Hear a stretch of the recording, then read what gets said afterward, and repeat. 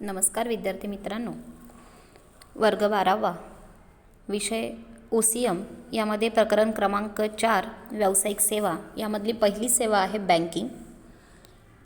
यामध्ये आपण E banking ही सेवा काय आहे तर याबद्दल माहिती जाणून घेणार आहोत।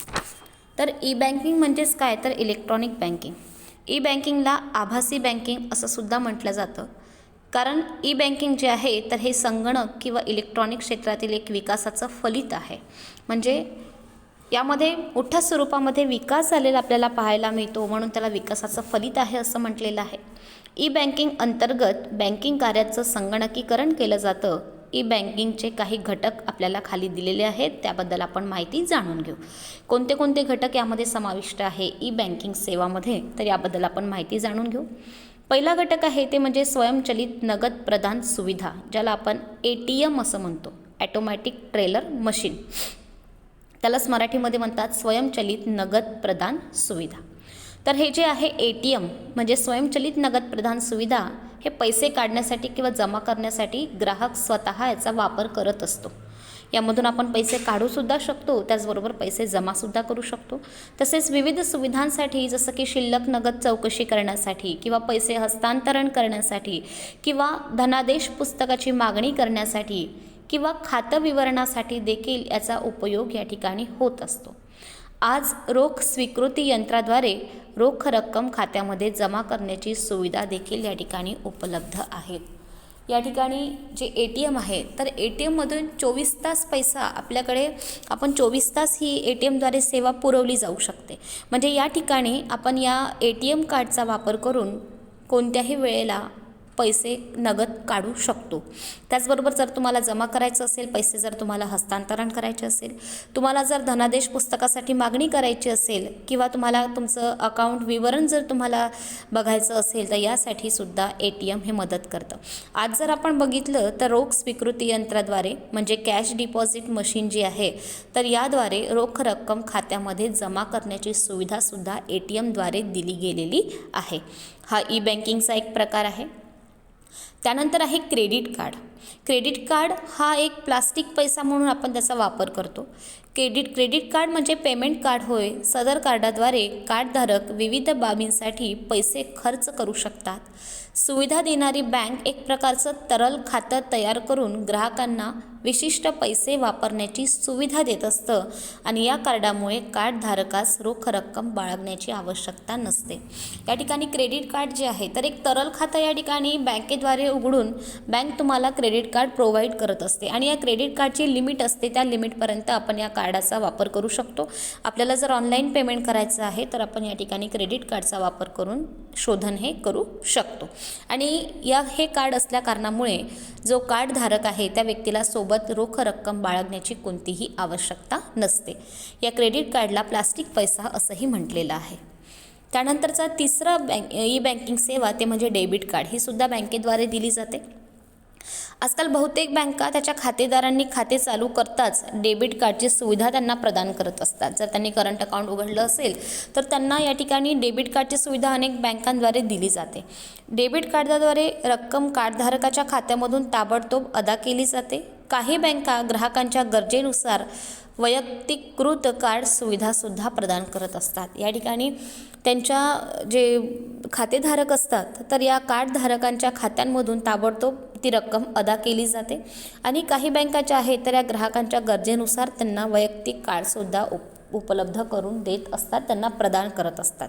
त्याला म्हणतात डेबिट कार्ड। डेबिट कार्ड आणि क्रेडिट कार्ड यांना प्लास्टिक पैसा म्हणून सुद्धा याचा वापर हा केला जातो आणि हल्लीच्या काळामध्ये डेबिट आणि क्रेडिट कार्डचा जो वापर आहे हा मोठ्या प्रमाणावर वाढलेला आपल्याला पाहायला मिळतो।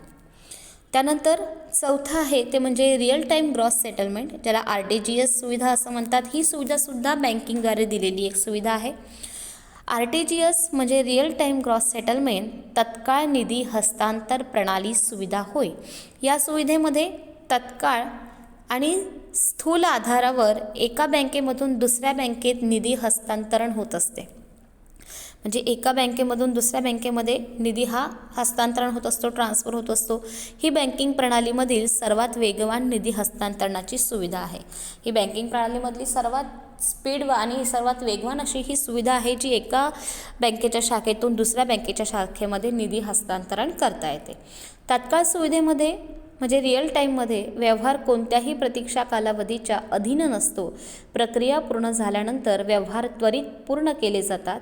प्राप्त बँकेला निधी हस्तांतरण संदेश मिळाल्यापासून 2 तासांच्या आत ग्राहकाच्या खात्यामध्ये रक्कम जमा करणं आवश्यक आहे. या ठिकाणी तत्काळ सुविधा जी आहे म्हणजे रिअल टाईम, तर व्यवहार कोणत्याही प्रतीक्षा कालावधीच्या अधीन नसतो. म्हणजे कोणत्याही व्यवहारासाठी प्रतीक्षा करावी लागत नाही. प्रक्रिया जशी पूर्ण झालेली आहे तर प्रक्रिया पूर्ण झाल्यानंतर व्यवहार त्वरित पूर्ण केले जातात. प्राप्त बँकेला निधी हस्तांतरण संदेश मिळाल्यापासून म्हणजे जी प्राप्त करणारी बँक आहे, जिला प्राप्त होणारा जो निधी आहे, तर त्या प्राप्त बँकेला निधी हस्तांतरण संदेश मिळाल्यापासून 2 तासाच्या आत ग्राहकाच्या खात्यामध्ये रक्कम जमा करणं आवश्यक आहे. म्हणजे ग्राहकांच्या खात्यामध्ये 2 तासांच्या आतमध्ये तत्काळ निधी ट्रान्स्फर होत असतो. तो कोणत्या योजनेमुळे? तत्काळ सुविधा जी आहे, RTGSची जी सुविधा आहे, या सुविधेमध्ये 2 तासाच्या आत खातेदाराच्या अकाउंटमध्ये या ठिकाणी पैसे जमा केले जातात. स्थूल आधारावर म्हणजे कुठलेही व्यवहार एकत्रित न करता स्वतंत्र व्यवहार पूर्ण केला जातो. जर आपण या ठिकाणी ग्रॉस सेटलमेंटबद्दल विचार केला तर कुठलेही व्यवहार एकत्रितरित्या न करता स्वतंत्रपणे व्यवहार या ठिकाणी पूर्ण केले जातात. तत्काळ निधी हस्तांतरण सुविधेमध्ये किमान रकमेची मर्यादा ₹2 लाख असते. तथापि किमान रक्कम वेगवेगळ्या बँकांसाठी वेगवेगळी असू शकते. कमीत कमी 2 लाखांपर्यंत रक्कम असते म्हणजे किमान 2 लाख रक्कम असते आणि जास्तीत जास्त रक्कम त्या बँकेच्या प्रकारावरती अवलंबून आहे की कोणती बँक आहे, त्यावरती कमाल रक्कम ही ठरवल्या जाते. अशा स्वरूपात RTGSची सुविधा एका बँकेच्या शाखेतून दुसऱ्यांच्या अकाउंटमध्ये पैसे ट्रान्स्फर करण्यासाठी ही तत्काळ निधी ट्रान्स्फरची जी सुविधा आहे, तर ही सुविधा अतिशय महत्त्वाची आहे. ही सुद्धा बँकेद्वारे दिली असते. त्यानंतर 5वी सुविधा आहे ते म्हणजे राष्ट्रीय निधी हस्तांतरण सुविधा.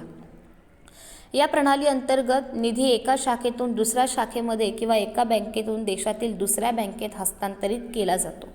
सदर सुविधेसाठी ग्राहकाला शाखेचा हस्तांतरण सांकेतिक क्रमांक आणि लाभार्थ्याचा तपशील द्यावा लागतं.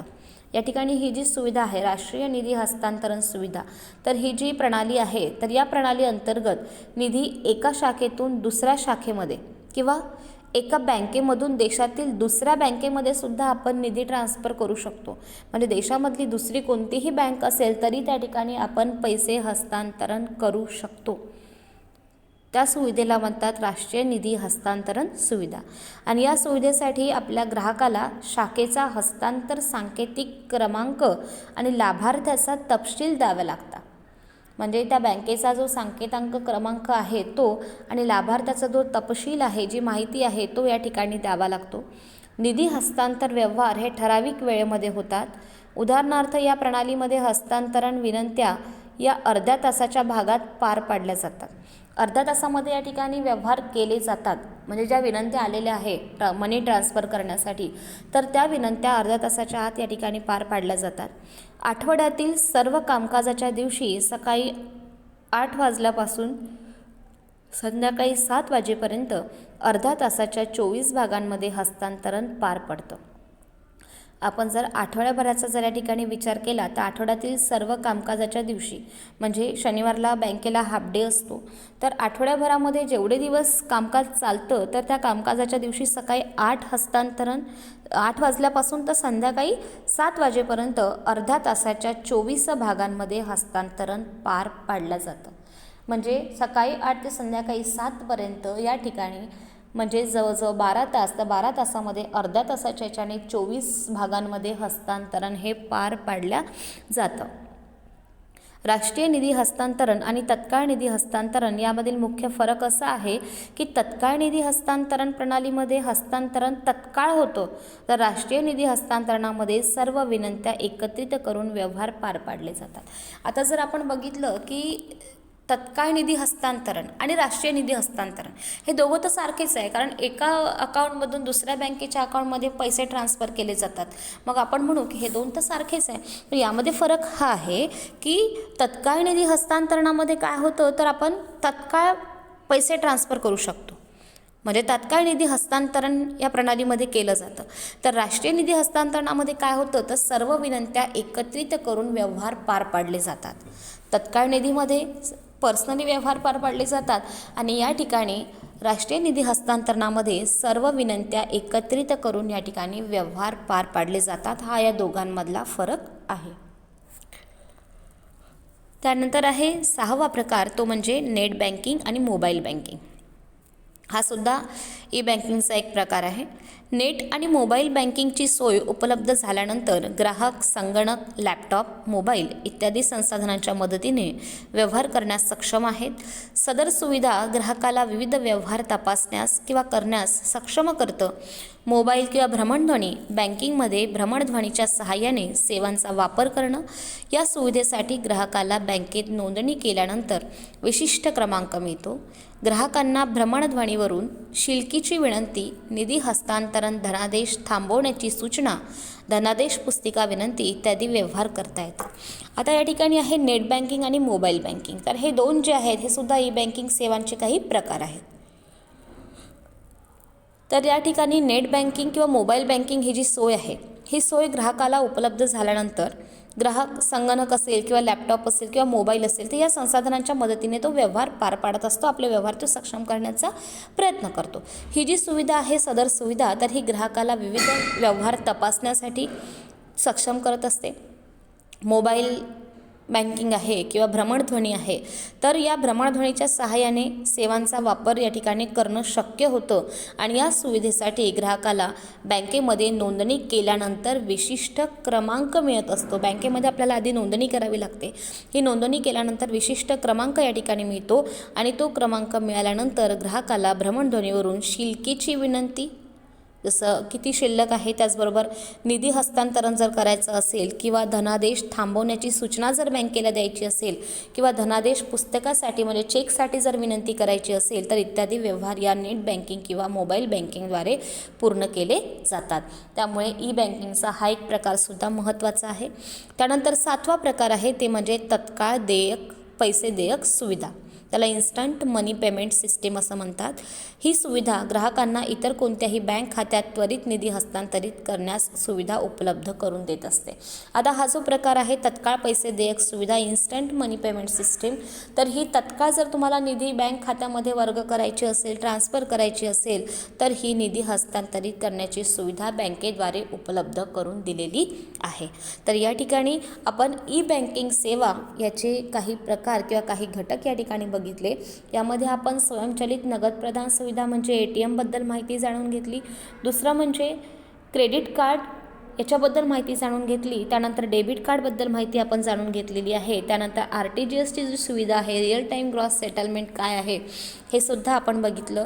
त्याचबरोबर राष्ट्रीय निधी हस्तांतरण सुविधा काय असते, नेट बँकिंग आणि मोबाईल बँकिंग काय आहे आणि तत्काळ पैसे देयक सुविधा काय असतं याबद्दल आपण माहिती जाणून घेतलेली आहे. पुढील भाग आपण पुढील व्हिडिओमध्ये बघूया.